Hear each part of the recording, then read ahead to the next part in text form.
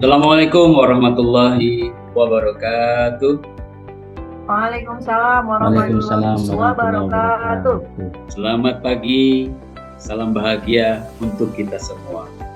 Saya Syafruddin dari Kota Bekasi, institusi STT Yapit, akan membawakan sebagai pemandu di sesi ini, Bapak Ibu sekalian.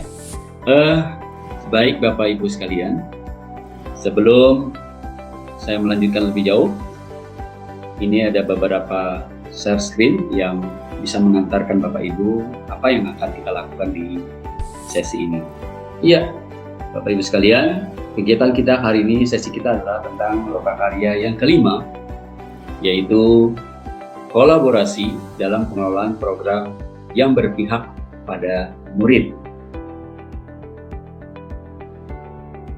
Apa tujuan dari aktivitas kita kali ini dalam mempelajari Loka 5 ini adalah calon guru penggerak atau CGP mampu membuat perencanaan program bagian judul program, kegiatan, latar belakang, dan tujuan program yang berpihak pada murid.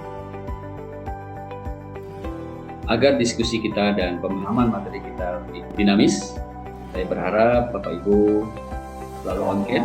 Kemudian jika pemaparan materi disampaikan, mohon off mic-nya.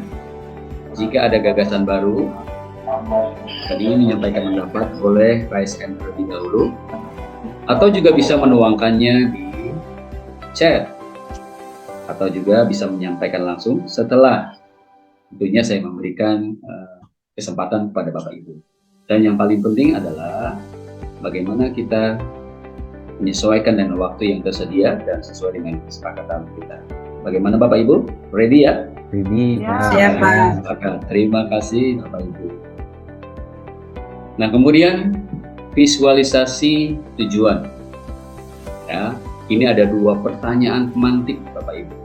Dan saya yakin Bapak Ibu sudah tahu dan paham dengan apa itu program yang berorientasi kepada murid. Nah, ini untuk membekali kita lebih jauh, ada 2 pertanyaan pemantik. Apa pentingnya seorang guru penggerak mampu membuat program yang berpihak pada murid? Kemudian yang kedua, potensi dan aset apa saja yang Anda miliki, Bapak Ibu miliki untuk membuat program yang berpihak pada murid?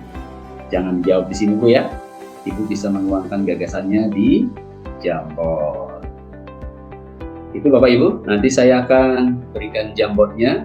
Silakan Bapak Ibu memberikan gagasan. Silakan Bapak Ibu memberikan responnya. Apa pentingnya seorang guru penggerak mampu membuat program yang berpihak pada murid? Betapa pentingnya ya Bu program, karena memang program ini yang akan mengantarkan kita menyusun agenda-agenda besar. Ya. Mungkin Ibu punya pandangan lain tentang pentingnya seorang guru. Ya baik, ini terima kasih, saya sudah mendapatkan respon dari Pak Kasdi.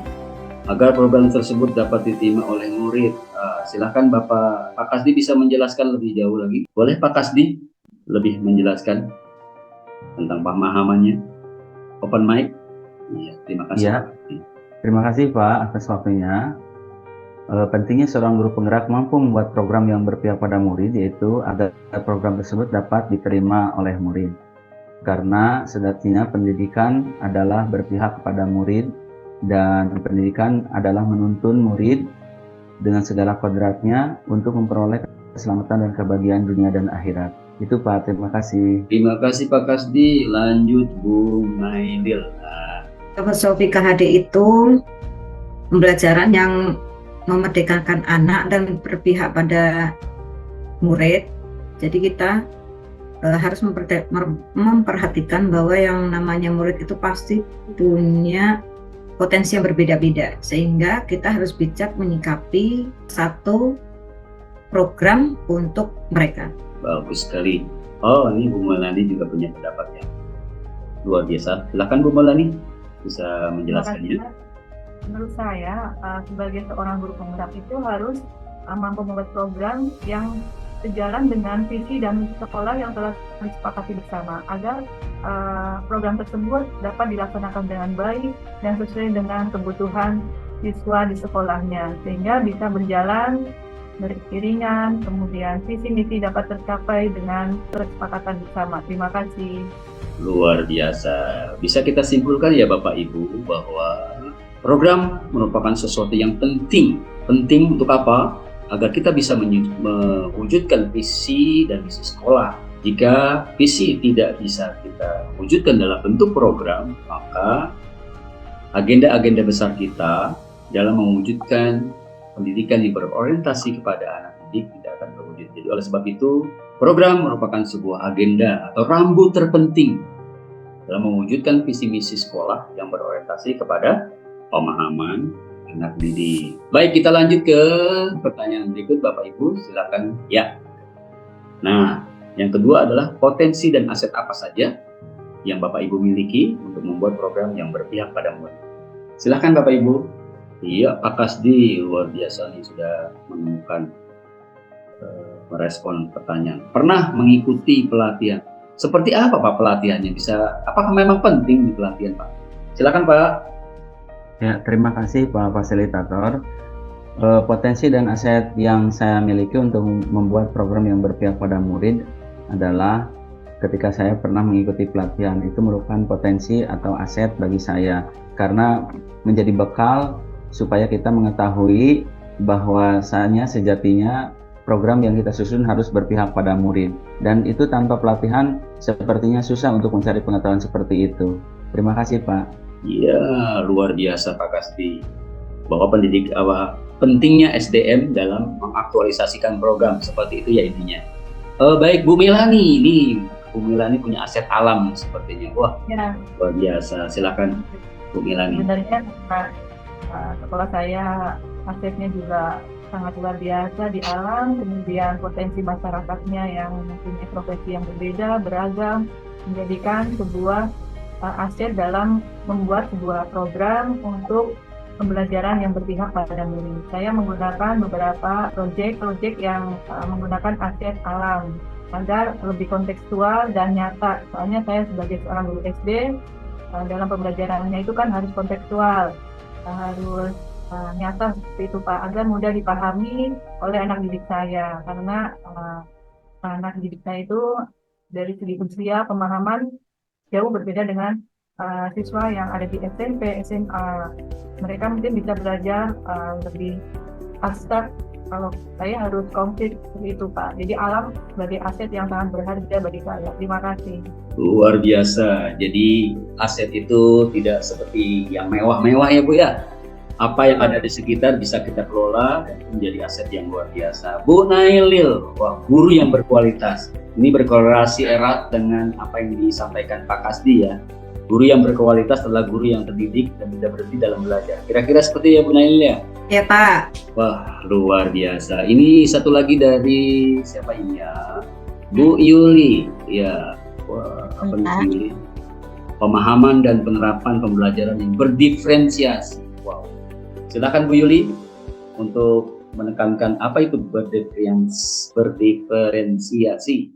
Ya, baik Bapak. Kita sudah mulai diperkenalkan tentang pemahaman pembelajaran yang berdiferensiasi. Nah, dari pemahaman itu harusnya kita dapat terapkan, yaitu bagaimana kita melihat bahwa setiap siswa itu mempunyai berbagai macam kecerdasan. Mungkin ada yang secara linguistik, ada yang secara sosial, ada yang secara kinestik. Nah, itu dapat kita akomodir untuk misalnya melakukan sebuah pembelajaran berbasis proyek. Semuanya ikut dilibatkan, Pak. Demikian, Pak. Oke, ini nampaknya Bu Yuli secara teknis ingin segera mewujudkan program itu. Baik Bapak Ibu, jadi intinya adalah potensi atau aset tidak melulu apa yang harus ada, tetapi mulai dari apa yang ada.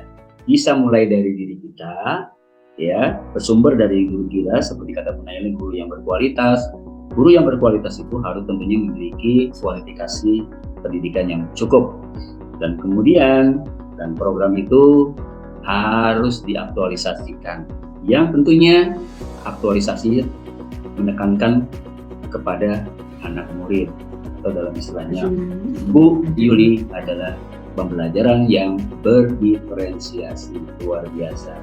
Jadi kesimpulan dari yang kita pelajari 2 pertanyaan tadi adalah program adalah arah rambu bagi anak murid untuk menemukan potensi sesuai dengan fitrahnya, kemudian dengan apa yang kita miliki dan SDM apa yang ada, kita bisa mewujudkan program yang kita inginkan. Baik, sebelum saya menutup sesi ini, alangkah baiknya kalau kita merefleksikan sejenak tentang hasil belajar kita, pengalaman belajar kita hari ini. Oke, baik. Terima kasih Bapak Ibu semua yang sudah memberikan atensi, memberikan interaksi yang luar biasa pada sesi hari ini. Semoga pemahaman kita tentang membuat program yang berorientasi dan berpihak pada anak akan kita wujudkan dalam proses-proses pendidikan atau pembelajaran di masa depan. Demikian. Baik, itu saja yang bisa saya sampaikan.